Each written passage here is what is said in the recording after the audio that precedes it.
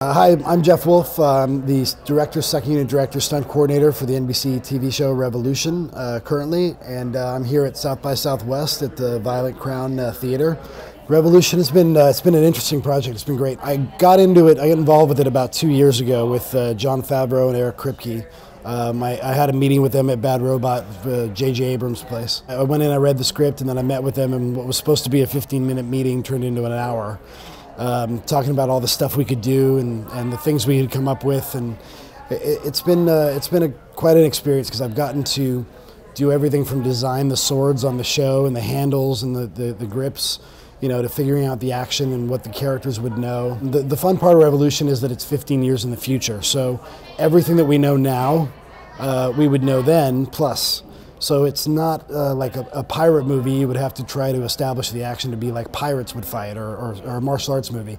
But it's a mixture of everything that we know up until today. So, like what's big today, the MMA or jiu-jitsu or different things, I can incorporate that stuff and then add the element of sword fighting. We were in Wilmington, North Carolina for the first year and came out here for our second year, and it's been a blast. I'm enjoying Austin, I love Harley Davidson, so I ride my motorcycle everywhere around here, and the music scene and all that stuff. The place is great.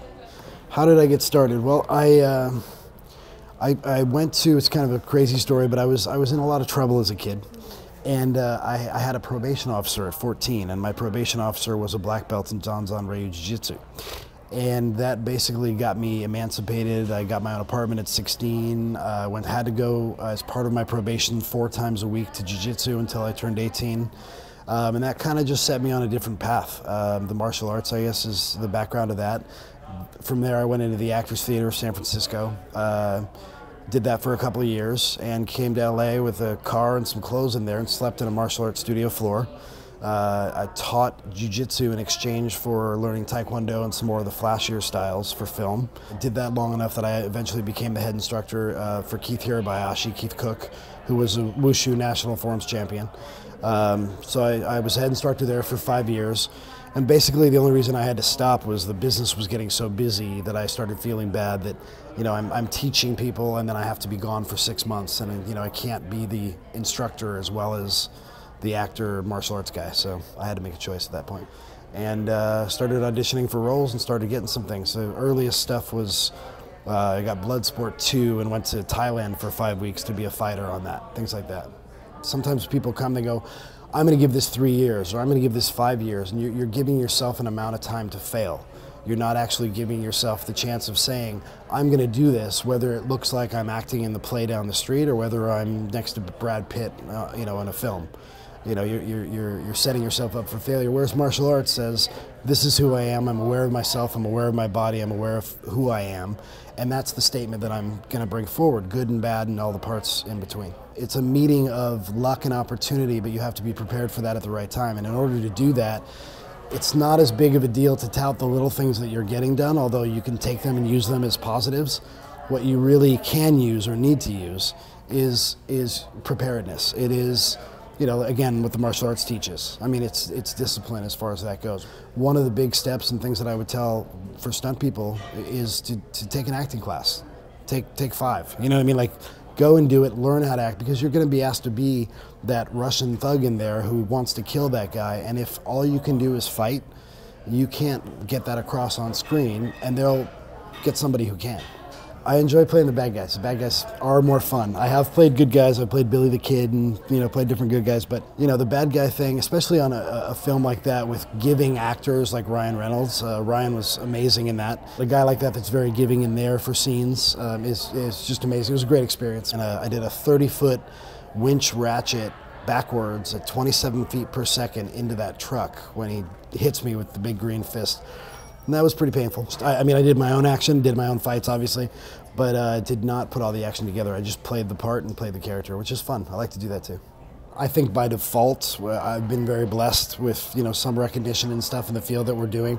There have been people, there's Jack Gill, there's a lot of different people that have been heading this for 20 years, and have made some major headway. We've gone from, our own awards that Red Bull has sponsored, the World Tour Stunt Awards, which I've gotten 2 of, that were great for us in our community, but they don't have the same mass understanding or appeal as, say, an Emmy or an Academy Award.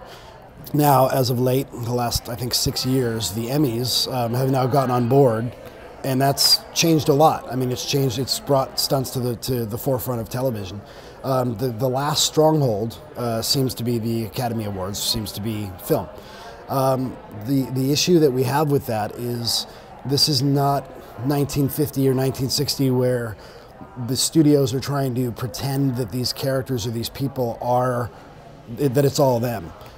People are kind of smarter than that now. Like, they know all of these things are not real and that they're all put together so that they can get an enjoyable experience.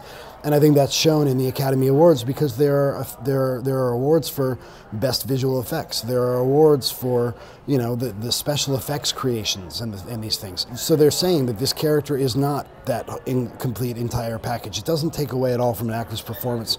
But one of the most important things that I have seen or heard regarding this is an actor I doubled, Ray Stevenson, on The Punisher.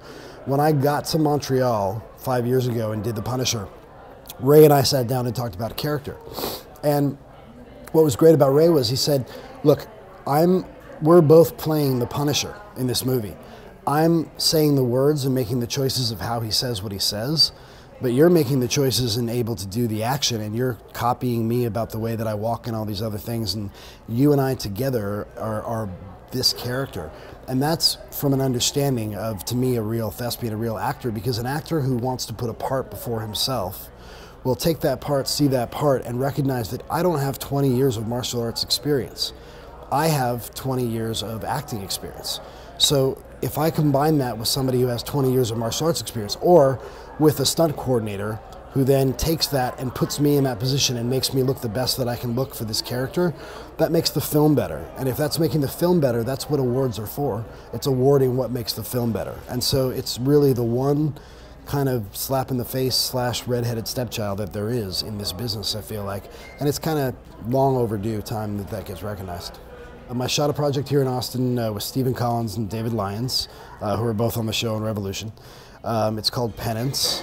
It's a story about finding forgiveness and in yourself and in others, and if that's real, if you can actually find that. Ask that question. It was a great experience. We shot it on Alexa camera. You know, we shot in one day, 10-hour day, interior and exterior, one location. And I wrote it the week before. I just decided, you know, I have so much footage and so many things that, you know, I have 39 episodes of Revolution that you could see all the action on, but I don't have anything that shows any dialogue, that shows tone or a scene. And this was a really heavy scene. I found myself apologizing to David Lyons for how heavy this part was for him. And, you know, of course he turned around and said, I love it because I don't get to do this and dig my teeth into something like this. So we had a good time. Well, hi everybody, thanks for watching. I'm Jeff Wolfe. I'm a director, second unit director, and stunt coordinator. Currently doing the television show Revolution on NBC. You can contact me at the official jeffwolfe.com, and that's Wolfe with an E, or at StuntWolf on Twitter. Thanks.